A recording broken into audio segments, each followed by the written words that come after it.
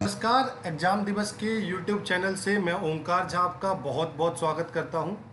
और आज आपके साथ मैं जुड़ा हूं यूपीपीसीएल असिस्टेंट अकाउंटेंट के रिजल्ट के घोषित होने के बाद अब कुछ नए नए कंसर्न्स उभर के आ रहे हैं। और मेरा कमेंट बॉक्स बिल्कुल भर दिया है लोगों ने, बहुत सारी बातें पूछ पूछ के। तो जो जो बातें पूछी गई है, एक एक करके मैं उन सारी चीज़ों को अपने लेवल पे सॉल्व करूंगा। जितना मेरा सूक्ष्म ज्ञान है, जितना मेरे को छोटी मोटी नॉलेज है, उसके आधार पे मैं आपको चीज़ें बताना चाहूँगा। ठीक है। सबसे पहले कुछ लोग ये पूछ रहे हैं कि डॉक्यूमेंट्स जिनका मतलब हो गया है, उनको डॉक्यूमेंट्स क्या क्या ले जाने हैं और कौन से डॉक्यूमेंट ले जाने हैं, क्या ले जाने हैं, इन सब की बात। तो इसकी बात ना हम सबसे आखिरी में कर लेंगे, सबसे आखिरी में कर लेंगे। सबसे पहले हम बात करते हैं कि कट ऑफ कितनी रहेगी। देखिए, मैं अब फिर बोलूँगा तो फिर मुझसे लड़ोगे कमेंट में, और मैं नहीं चाहता कि आप लोग मुझे फिर पानी पी पी के कोसो। आप पहले भी कहते रहे और बार बार आप अपनी बात ही रखोगे और आप मुझसे मतलब 2 मिनट में नाराज़ हो जाओगे, मुझे पता है। मगर बात वही है जो मैं हमेशा बोलता रहा। सबसे पहली बात मैंने ये बोली, आप लोगों को याद होगा कि भाइयों, आप लोगों को ना 7 से 9 मिलेंगे ऑब्जेक्शन, 15 नहीं मिलेंगे। ठीक है। 7 से लेके 9 तक ही ऑब्जेक्शन आपको कंसीडर किए जाएंगे, 15 नहीं मिलेंगे।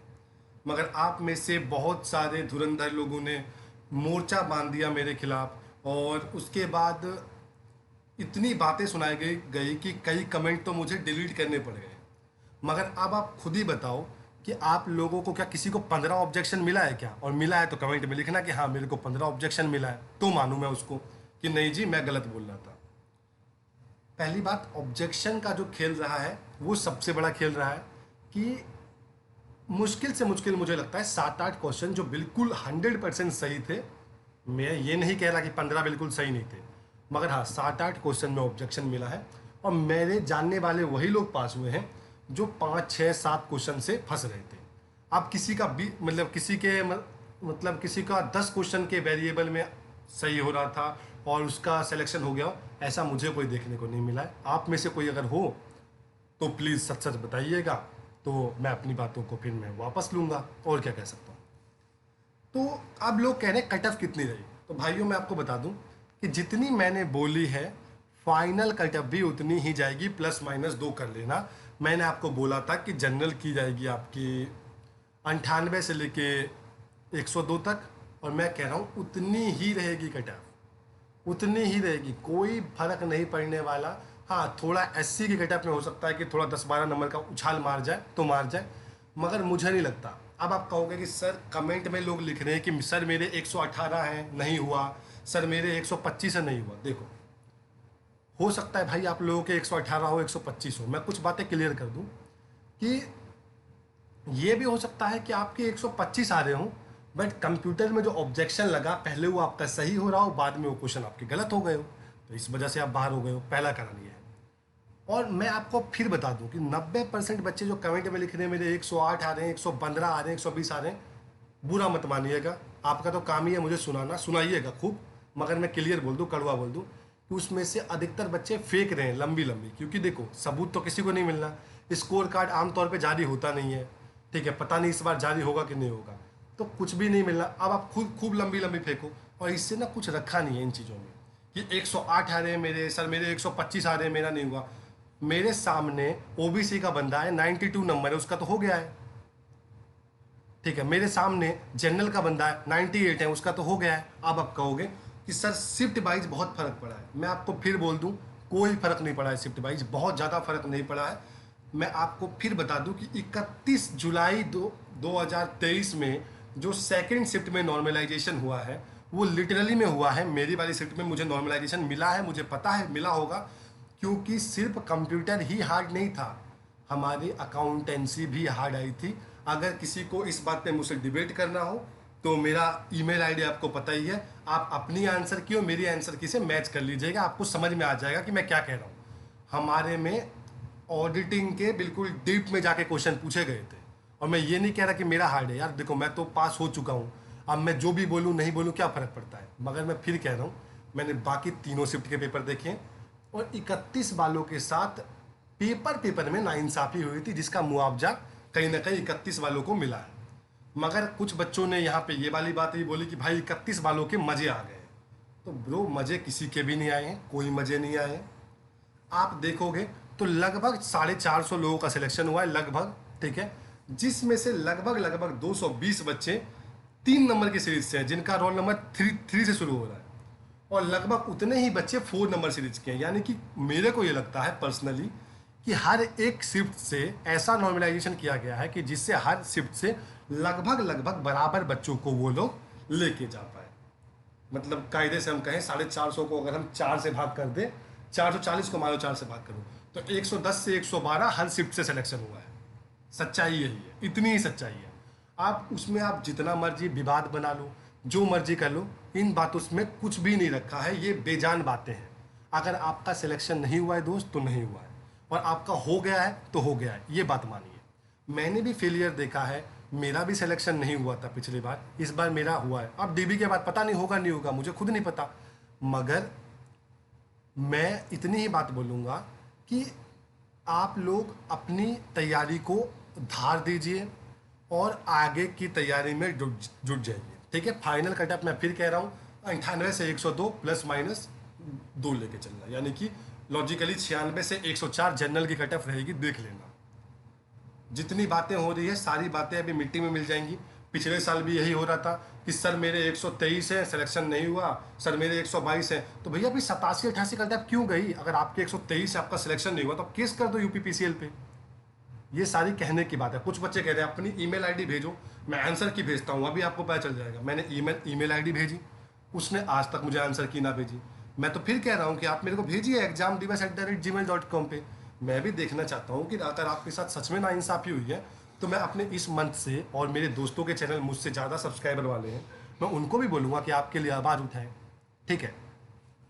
अब आते हैं अगले कंसर्न पे, आगे क्या करें। देखिए, जिनका हो गया है वो अपने डॉक्यूमेंट्स को सही से अरेंज कर लें, बढ़िया से अरेंज कर लें, और जिनका नहीं हुआ है उनका क्या। तो देखो भाई, मैं आपको फिर बता दूँ, मेरे पास जो भी जानकारी होती है ना वो ऑथेंटिक होती है। मैंने कहा 7 से 9 ऑब्जेक्शन लगे हैं, उतने ही लगे हैं, फाइनली देख लेना।